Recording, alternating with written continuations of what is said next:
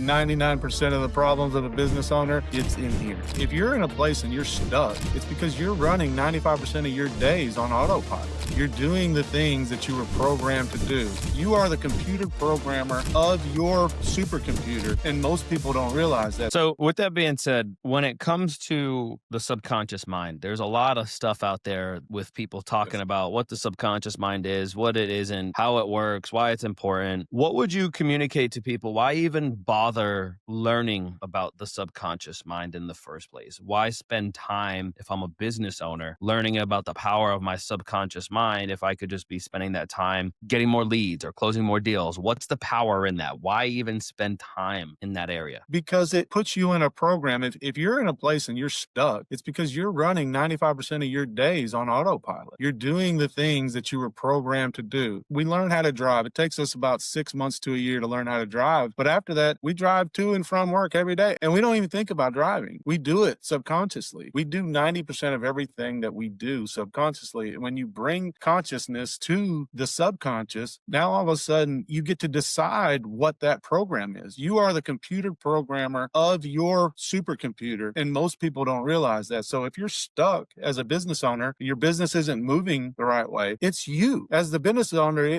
your business is only going to do what you are capable of bringing to the table. You are the leader. I read a book about from Jocko, extreme ownership. And they said there is no bad teams. There's only bad leaders. So as a business owner, if you're going to move forward past that, you have to challenge your program because it's you that's holding your business back. So how do I identify that? How do I identify the difference between maybe a tactical skill that I can go out and learn and improve upon versus no, it's actually a belief that's holding you back? You already have, because I'm just reflecting on myself as a business owner at certain points. I've had all of the skills. I had success. I proved to myself that I could do it, but subconsciously it was like I didn't want to continue to push past that point because maybe I was scared if I could handle it. Or what happens if I bring in a bunch of new clients and they're not happy, or whatever the case may be. And then that just kept me really small, where it kind of felt safer to stay where I was than to go into that unknown state. So how do I sit down though when I'm at that crossroads where maybe life isn't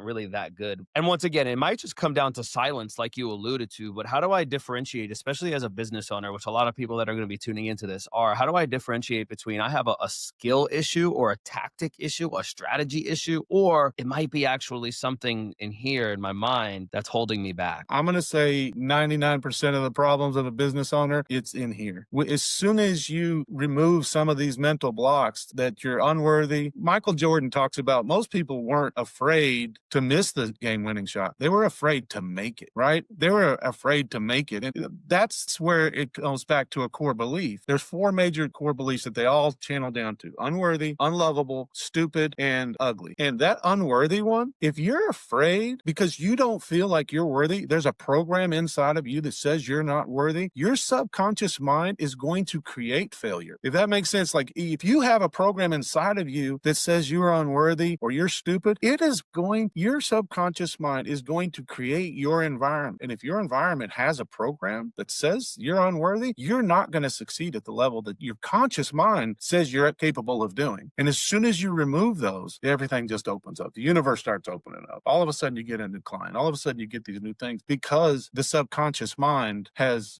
removed that. And all of a sudden you are worthy of being able to achieve those things.